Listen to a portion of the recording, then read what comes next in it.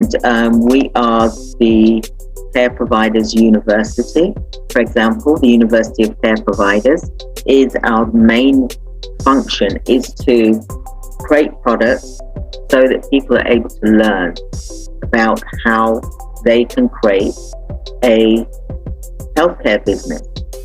And there's various types of healthcare businesses, which I won't go into today. That is another training program.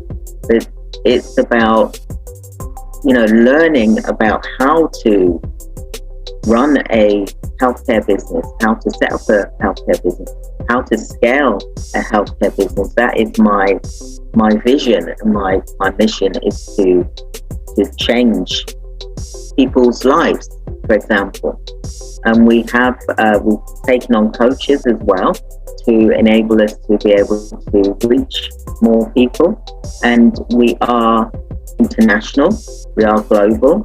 We are in the UK, we're in Cyprus, we're in America as well. And we want to be in Africa, we want to be in the Caribbean, for example. This is what our aims and objectives are.